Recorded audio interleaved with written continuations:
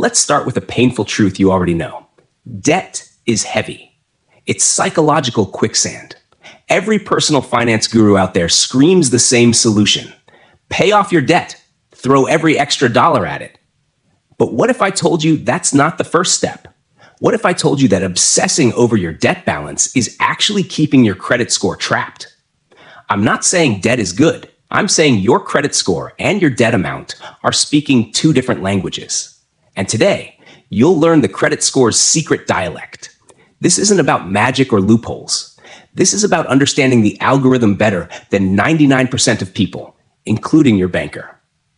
Welcome to Credit Stories. This channel exists for one reason: to bring these strategies to life. We go beyond the theory into the messy, challenging, and triumphant narratives of real people who use this knowledge to change their financial trajectory. We break down complex policies, interview experts and everyday success stories, and analyze the case studies that reveal what truly moves the needle. Because your credit isn't just a score, it's your story. And it's time you took control of the narrative. Let's start with a painful truth you already know. Debt is heavy. It's psychological quicksand. It's that number that flashes in your mind when you're trying to fall asleep. The modern world has branded it as the ultimate financial sin, and every guru, every article, every well-meaning friend echoes the same relentless chant. Pay off your debt. Throw every extra dollar at it. Live on rice and beans until it's gone. This advice is so deeply ingrained, it feels like a moral imperative. It's not just finance. It's a crusade against your own past choices. But what if I told you that this single-minded focus, this obsession with the principal balance, is often the very thing keeping your credit score trapped in mediocrity? What if the first step to a stellar score isn't a massive payment, but a fundamental shift in perspective? I need to be unequivocally clear. I am not advocating for ignoring your debts. Debt, especially high-interest consumer debt, is a financial burden that erodes your wealth. Eliminating it is a critical long-term goal for your economic health and your peace of mind. However, conflating that vital financial goal with the specialized task of credit score optimization is a catastrophic error in strategy. It's like trying to win a Formula One race by focusing only on the fuel gauge while ignoring the aerodynamics, the tire pressure, and the engine tuning. Your credit score is not a report card on your net worth or your overall financial wisdom. It is not a financial health score. Let me repeat that for emphasis. Your FICO or Vantage score is not measuring your health. It is a cold, mathematical, predictive algorithm. Its entire raison d'etre is to answer one specific, statistically driven question for lenders. Based on this individual's past credit behavior, what is the statistical probability they will be 90 days late or more on any payment in the next 24 months? This is the core paradigm shift. The algorithm is a risk prediction machine. It doesn't see dollars, it sees patterns. It doesn't see your struggle, it sees data points. This fundamental misunderstanding is why so many people are frustrated. They pour thousands into paying down debt and see their score stagnate or even dip slightly. Meanwhile, they see someone else, perhaps with a larger total debt load, boasting a higher score. It seems unfair, irrational, but from the algorithm's perspective, it's perfectly logical. That other person is sending stronger, more consistent signals of predictable, low-risk behavior, regardless of the balance. Think of it this way. Two people are walking a tightrope.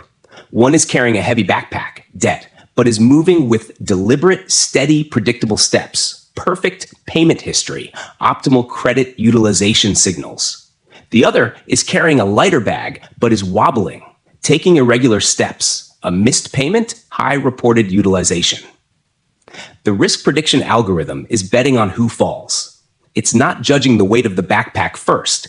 It's analyzing the stability of the walker. I witnessed this disconnect firsthand with a client, Sarah. She had diligently focused all her energy on paying down a $20,000 credit card balance. After 18 months of austerity, she had gotten it down to $15,000. She was proud, and rightly so, but her credit score had moved a mere 12 points. The psychological toll was immense. The debt felt like a monster, and slaying it wasn't giving her the reward she expected. We paused the aggressive paydown for one single billing cycle. Instead, we implemented two of the strategic plays you'll learn today, focused solely on manipulating how her behavior was reported to the bureaus. In 45 days, without sending an extra penny to the creditor, her score increased by 47 points. That jump qualified her for a balance transfer offer with a 0% introductory APR, which then allowed her to attack the principal far more efficiently. She didn't just pay debt, she first weaponized her score. This is the power of decoupling the two missions. Your goal today is to learn the language of the algorithm, to send it the signals it rewards, deliberately and precisely. The 7 ways we will explore are not random tips from a blog listicle. They are targeted, strategic plays designed to interface directly with the core components of the score. I've named them for a reason, to shift your thinking from passive participant to active strategist. We will cover 1. The strategic blanket, artificially creating breathing room without reducing your debt. 2. The phantom limit, borrowing decades of perfect history in a single move. 3. The date shift protocol, choosing the day your financial world gets judged. 4. The loyalty gambit, making your credit history look ancient almost overnight. 5. The dusty account paradox, why a $50 ghost from the past is more dangerous than a $5,000 present balance. 6. The binary hammer, using bureaucracy's own weaknesses to make negative items disappear. 7. The bureaucratic blitz, the art of the compassionate, persuasive appeal that can rewrite your history. Each of these strategies interacts with a specific variable in the credit score equation: payment history, credit utilization, age of credit, credit mix, and new credit, while your actual debt principal remains static. This is not magic. It is mechanics. It is understanding that the score is a reflection of reported behavior, not absolute financial truth. To play this game effectively, you must first see the board clearly. The following sections will pull back the curtain on the real rules, not the popular mythology. We move from philosophy to action. Your journey to controlling the narrative of your credit file starts now. Now we transition from understanding the battlefield to deploying the first weapons in your arsenal.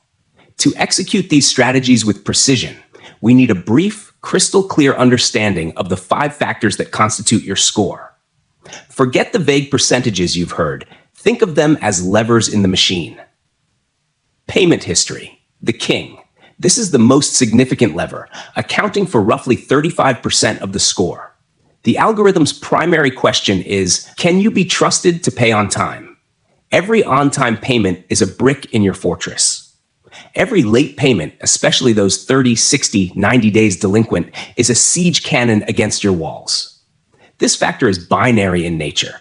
Either you paid as agreed or you did not. Credit utilization, the queen. This is the most powerful and immediately actionable lever, constituting about 30% of your score. This is where the greatest misunderstanding lies. Utilization is not your total debt. It is the ratio of your reported revolving credit balances, like credit cards and lines of credit, to their total limits. Crucially, this is calculated both per individual card and across all your cards. The algorithm sees someone at 90% utilization as financially strained and therefore riskier, while someone at 10% is seen as comfortably managing their credit. The magic threshold is generally below 30%, with optimal scores often below 10%. Age of credit, the elder, making up about 15% of your score. This factor values the length of your relationship with credit.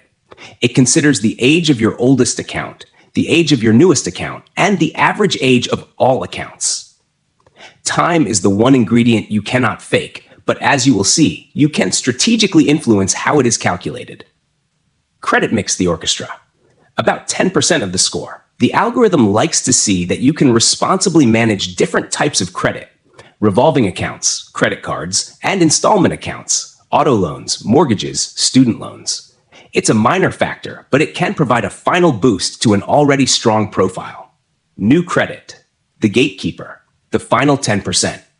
Every time you apply for credit and a lender performs a hard inquiry, it signals potential risk. The algorithm wonders, Why is this person seeking new credit? Is it because they are planning to overextend themselves? Multiple hard inquiries in a short period can be damaging. With this map in hand, we target the most powerful and malleable lever first: credit utilization. Our first two strategies are masterclasses in manipulating this ratio without a single debt payment. Way 1, the strategic blanket, the credit limit increase maneuver. The common advice is terrifying.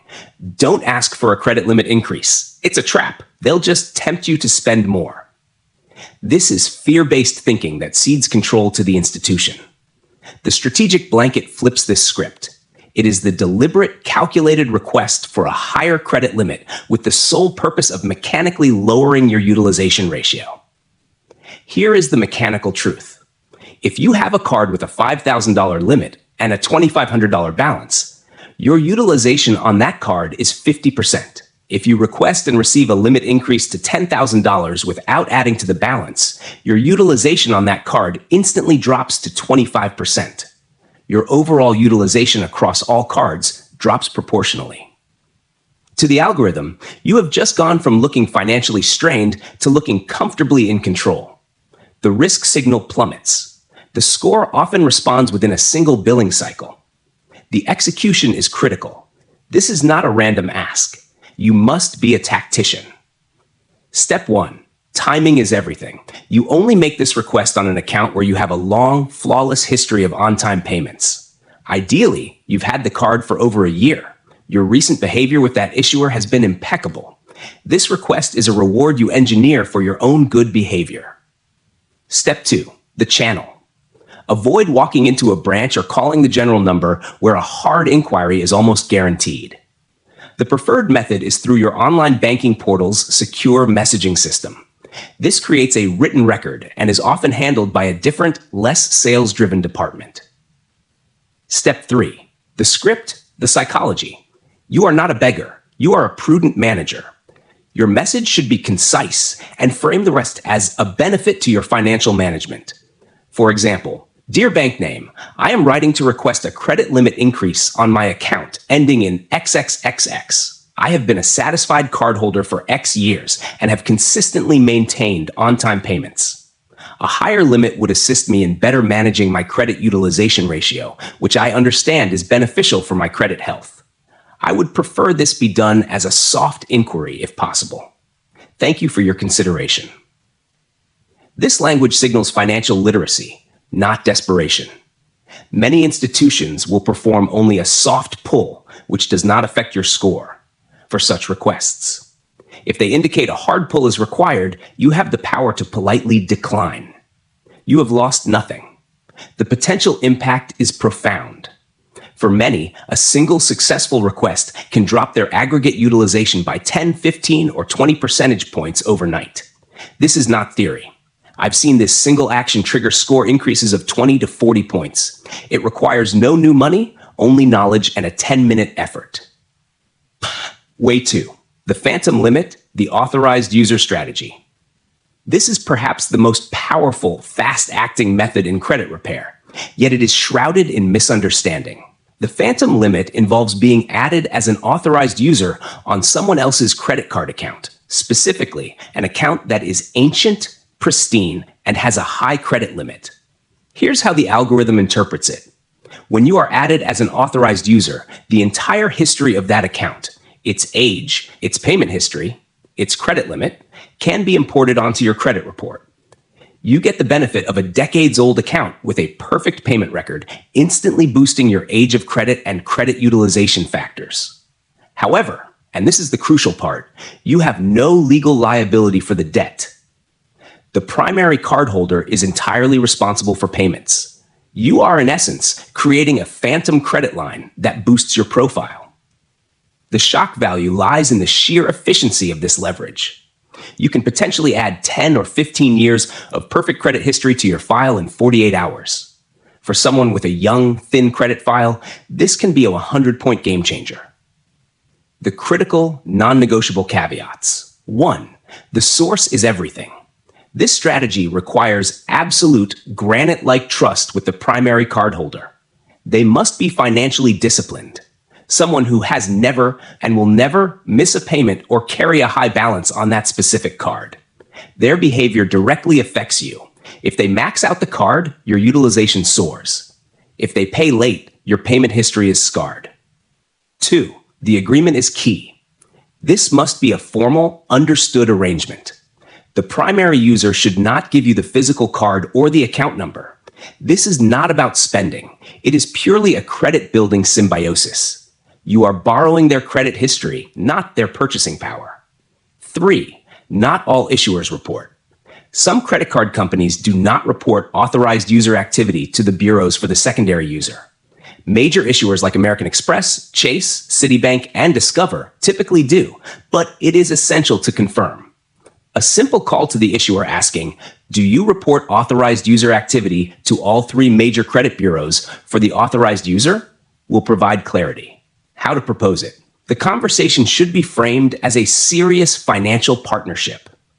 Mom, dad, trusted family member, I am working strategically to build my credit score to qualify for better rates in the future. One of the most effective ways is to be added as an authorized user on a long-standing account with perfect history, like your card name account. You would keep the card. I would not have access or any liability. It would simply help my credit report reflect the responsible history you've already built. Would you be open to exploring that?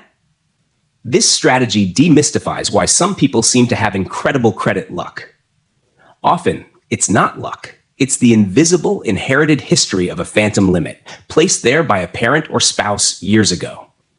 It is a legal, ethical, and profoundly effective way to fast-track your score's foundation, proving once again that understanding the rules is more than half the battle.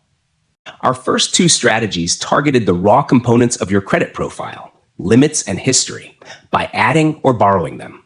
Now we move into more nuanced territory, controlling the when and the what of how your information is presented.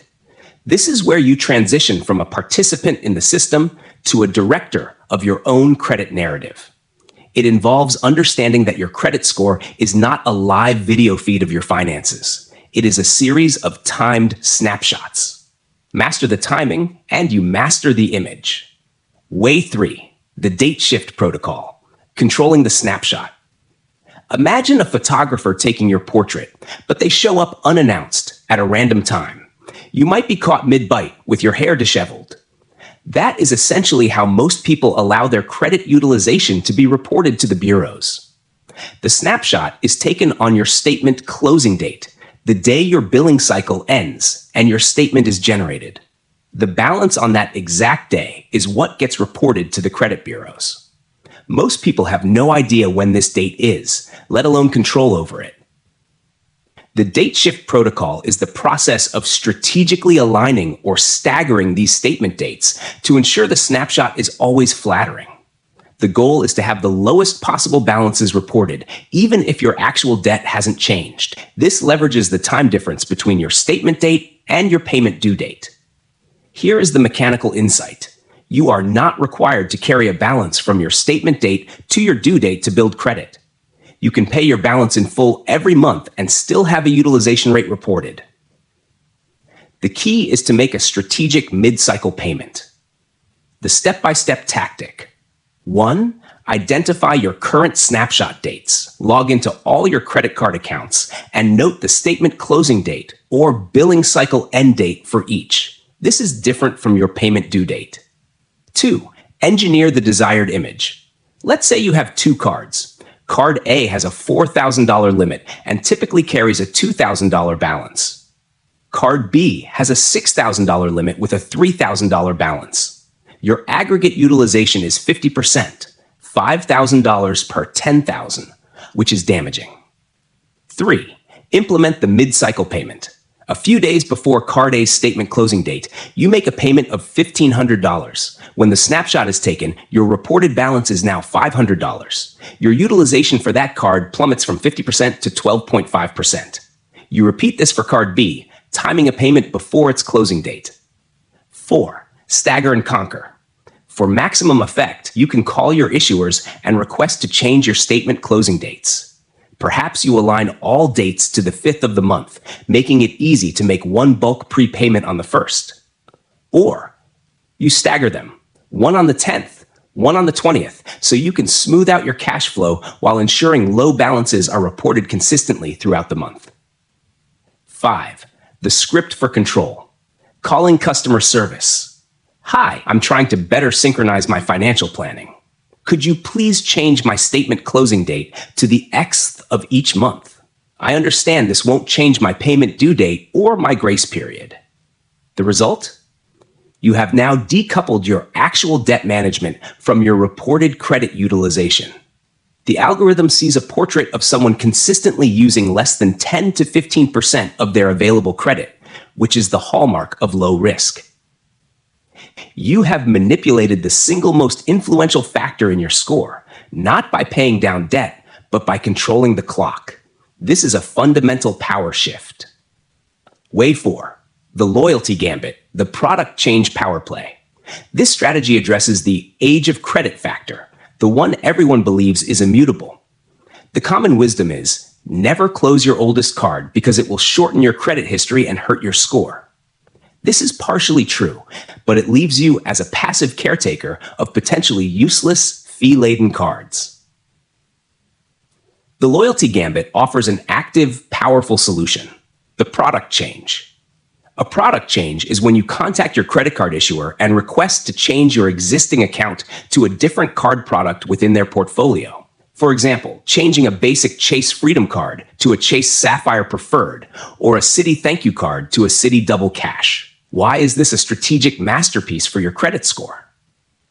1. It preserves your credit history. This is the core of the gambit. When you perform a product change, you are not closing an account and opening a new one. You are transforming the existing account.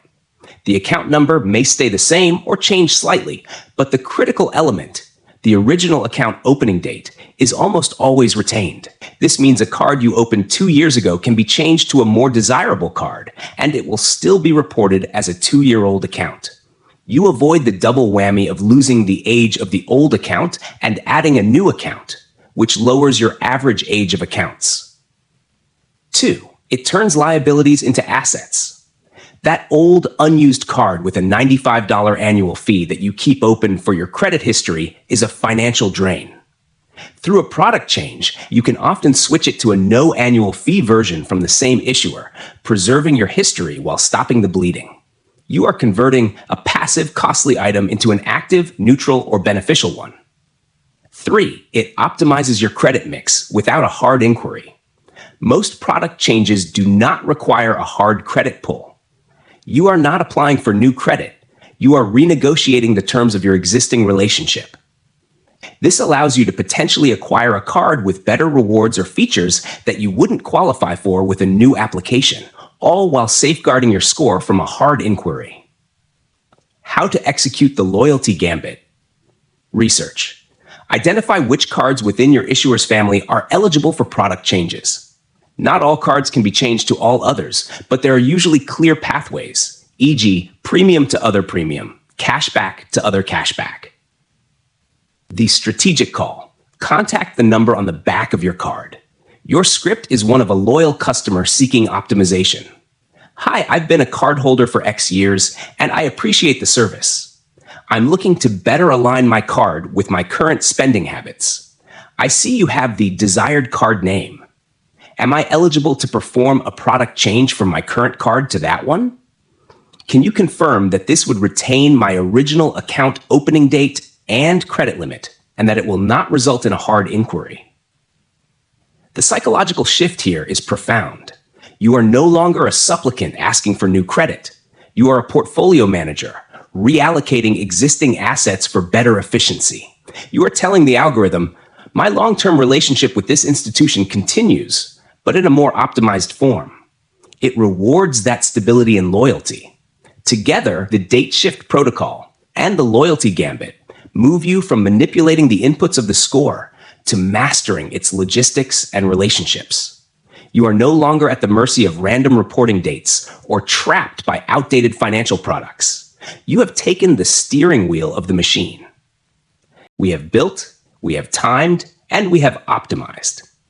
Now we enter the realm of repair and reclamation, This is where we address the negative anchors dragging down your score. Many believe these marks are permanent sentences to be endured for 7 long years. That is a myth born of resignation. The next 2 strategies are surgical tools designed to remove these anchors, not by waiting, but by leveraging specific provisions within the credit system itself. We move from optimization to active dispute and negotiation. Way 5, the dusty account paradox, the forgotten negative. Here is a counterintuitive truth that shocks most people. A single old $50 medical collection account can do more damage to your credit score today than a $5,000 credit card balance you are actively and responsibly managing. This is the dusty account paradox. The algorithm is binary in its judgment of certain negative items: a collection account, a charge-off, a tax lien. These are not seen on a sliding scale of how bad. They are red alert flags of failure. A $50 collection and a $5,000 collection send nearly identical risk signals. This person failed to pay a contractual obligation, and an outside agency had to intervene. The amount is secondary to the event. Furthermore, these accounts often become dusty. They are sold and resold to junk debt buyers, data fields get corrupted, and the original creditors lose detailed records. They sit on your report, passively crushing your score year after year, while you focus on your current, larger debts. This is a strategic error. Removing a single dusty collection can result in an immediate score jump of 60 points or more. The strategy to defeat this paradox is called pay for delete. This is a formal negotiation with the collection agency, but it must be approached with precision and legal caution. The step-by-step pay for delete protocol. 1. Validate first, negotiate second. Your first move is not to call and offer payment. Under the Fair Debt Collection Practices Act, FDCPA, you have the right to request debt validation.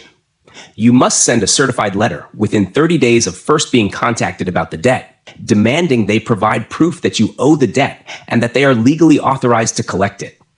A staggering number of collection agencies, especially for old small debts, cannot produce this documentation. If they fail, they must cease collection and remove the item from your report. 2. The negotiation.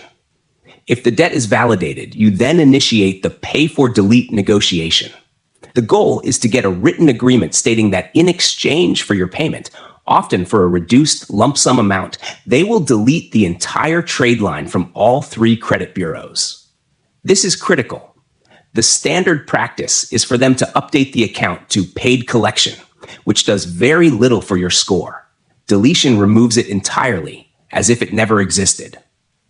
3. The written agreement. You must have this agreement in writing before you send a single penny. Do not trust verbal promises. Your offer letter should state clearly, upon receipt of this signed agreement, I will submit a one-time payment of amount as full settlement of this debt. In exchange, you agree to immediately request the deletion of this account, original creditor, name, account number, from all credit reporting bureaus, Experian, Equifax, TransUnion, to which you reported it, and you will not re-report it in the future. 4. Payment method. Use a secure, traceable method like a cashier's check or a mailed money order and keep the receipt. Do not provide electronic access to your bank account. This strategy acknowledges a key insight. For junk debt buyers, a guaranteed, immediate payment is often more valuable than the vague possibility of collecting the full amount. You are turning a dormant negative into a transactional opportunity for them and a life-changing deletion for you. Way 6. The binary hammer, disputing the unverifiable. If pay for delete is a negotiation, the binary hammer is an administrative enforcement action. It is based on a powerful, often overlooked provision of the Fair Credit Reporting Act, FCRA. Credit bureaus must conduct a reasonable investigation of any item you dispute, and the data furnisher, the creditor or collector, must verify that the information is accurate and complete. If they cannot verify it within a legally mandated time frame, generally 30 days, the bureau must delete it. The binary in binary hammer refers to the outcome of this process. The item is either verified and remains, or it is not verified and is deleted. There is no middle ground. The hammer is the force of the law applied to the weakest links in the chain of record keeping: old, poorly documented negative items. This is not for recent, accurate late payments from your current bank. They have pristine records. This is for late payments from 3 to 4 years ago, old collections where the original creditor's name is vague, charge-offs where the balance seems off, any negative item where the data fields look incomplete or inconsistent on your report. The execution of the binary hammer. 1. Craft the dispute. You are not writing an emotional appeal. You are filing a formal technical challenge. You dispute on the grounds that the information is inaccurate or cannot be verified. Be specific. For an old late payment, I have no record of a 60-day late payment with creditor in month year. Please provide documentation of this alleged delinquency and verify its accuracy. For a collection, the reported account number, original creditor name, and date of first delinquency do not match my records. Please verify the completeness and accuracy of all fields for this collection account. 2. The channel of force. You must send your dispute via certified mail with return receipt requested to the credit bureau S reporting the item. This creates a legal paper trail and triggers the strict 30-day investigation window. Online disputes are often less effective for this purpose. 3. The psychology of bureaucracy. The data furnisher has 30 days to respond to the Bureau's verification request. For an old, dusty account, the cost of a staff member digging through archived paper files or corrupted digital records to find a 7-year-old payment ledger often exceeds the value of maintaining that item on your report. It is administratively cheaper for them to not respond. When they fail to respond, the Bureau, by law, must delete the item. This strategy requires patience and meticulous record keeping. You may need to dispute the same item multiple times with slightly different language. But its power is immense. You are not asking for mercy. You are demanding procedural compliance. You are using the vast, impersonal machinery of the credit reporting system against itself. When the hammer falls and a negative item disappears, the score impact is immediate and dramatic. It is the ultimate demonstration that what appears on your report is not a carved-in-stone truth, but a data set subject to rules, errors, and enforcement. We arrive at the final strategic play, one that resides not in the realm of algorithms or bureaucratic procedure, but in the space of human psychology and institutional goodwill. Then we will synthesize all 7 ways into a coherent system before concluding with the ultimate goal of this knowledge, your financial liberation and a direct invitation to continue this journey. Way 7, the bureaucratic blitz, the goodwill adjustment. After mastering the mechanics of the system, we now appeal to its gatekeepers.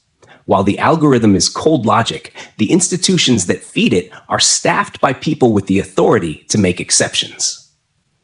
The bureaucratic blitz is the targeted, persuasive campaign to request a goodwill adjustment, a manual removal of a legitimate late payment mark from your credit report. This is the most nuanced and human-dependent of all strategies. It will not work for charge-offs, collections, or severe delinquencies. Its sole target is the occasional, isolated late payment, 30, perhaps 60 days, on an otherwise sterling account that you have with a lender. The late payment is accurate. You were late. You are not disputing facts. You are appealing for clemency based on your overall history and circumstances. Why would a multi-billion-dollar corporation do this? Because customer retention and lifetime value are real metrics. Writing off a single late fee and deleting a 30-day late mark for a long-term customer who merely slipped once is a negligible cost that can secure decades of future profitability from that customer. It is a business decision, not a charitable one. Your job is to make that decision easy for them. The anatomy of the blitz. 1. Target selection is 90% of success. The ideal candidate is a single late payment from 6 to 24 months ago on a credit card or installment loan, where you have been a customer for years with otherwise perfect payment history before and after the incident. The older the late payment, the more likely they are to grant the request. A pattern of lateness disqualifies you. 2. Bypass the front lines. calling the standard customer service line is nearly useless. The representatives there have no authority and operate on a strict script. The blitz requires escalating to the department that actually holds this power: the executive office, office of the president, or the Goodwill Adjustment Department. A targeted internet search for your bank name, executive office address, or your bank name Goodwill Adjustment will often yield the necessary mailing address or email contact. 3. Craft the narrative, the Goodwill letter. This is not a legal dispute. It is a personal appeal. It must be concise, respectful, and strategically framed. Paragraph 1. Establish value. State your long-term customer status, account history, and overall positive relationship. You are not a faceless account number. You are a loyal asset. Paragraph 2. The acknowledgement and explanation. Briefly acknowledge the specific late payment. Mention the month, year. Provide a concise, credible, and human reason. Not an excuse, but a circumstance. Examples: a family medical emergency, an unexpected overseas deployment, a temporary system error with your bank's bill pay that was later corrected, a period of acute personal hardship. The key is to frame it as an anomaly, not a habit. Paragraph 3. The request and the promise. Clearly state your request, a one-time goodwill adjustment to remove the late payment notation from your credit report. Reaffirm your commitment to on-time payments going forward and your value as a long-term customer. Tone: humble, appreciative, professional. Never angry or entitled. 4. Persistence and channels. Send this letter via certified mail to the executive office. You can also attempt to send it 2 or 3 times, spaced a month apart. Persistence demonstrates sincerity. The shock of this strategy lies in its efficacy for those who qualify. A single 30-day late payment can suppress your score for a full 2 years. Its removal can result in an immediate 50 to 75-point recovery. You are not hacking the system. You are engaging in a form of diplomatic negotiation, using your history as your leverage to rewrite a single line in your story. Individually, each of these 7 ways is a potent tool. Together, they form a phased operational blueprint for credit score dominance. Phase 1. Foundation and leverage. Ways 1 to 2. You immediately improve your utilization and history through the strategic blanket and the phantom limit. This creates quick wins and psychological momentum. Phase 2. Optimization and control. Ways 3 to 4. You lock in those gains and build stability through the date shift protocol and the loyalty gambit, mastering the timing and quality of your accounts. Phase 3. Reclamation and enforcement. Ways 5 to 6. You surgically remove the past's anchors using the dusty account paradox and the binary hammer, clearing the field of historical drags. Phase 4. The human appeal. Way 7. You polish the final imperfections with the bureaucratic blitz, appealing to the human element within the machine. This is credit score engineering. You have decoupled the emotional long-term project of debt reduction from the technical short to medium-term project of score optimization. By doing so, you create a powerful flywheel. A higher score qualifies you for lower interest rates on balance transfers, personal loans, or auto financing. Those lower rates allow you to pay down your actual debt faster and cheaper. You have turned the system from a source of stress into a tool for acceleration. The ultimate shock is this: the financial world wants you to believe credit is a mystery, a game of fate where only the privileged win. That is a fiction. Credit is a system of rules, inputs, and outputs. It is a language. You now possess a phrasebook and a map. But this blueprint is static. The world of credit is dynamic. Laws change. Bureaucratic policies shift. New financial products emerge. The stories of human triumph and strategy within this system are endless and deeply instructive. This is where the real journey begins. On my YouTube channel, Credit Stories, we move beyond the blueprint into the living, breathing narrative of credit. We don't just talk about utilization percentages. We deconstruct the stories. We interview the single mother who used a combination of the phantom limit and the bureaucratic blitz to go from a 520 to a 720 in 14 months, enabling her to secure a mortgage and buy a home for her family. We analyze the case study of a recent graduate who leveraged the loyalty Gambit and date shift protocol to build a 750 score before his 24th birthday, saving him tens of thousands on his first auto loan.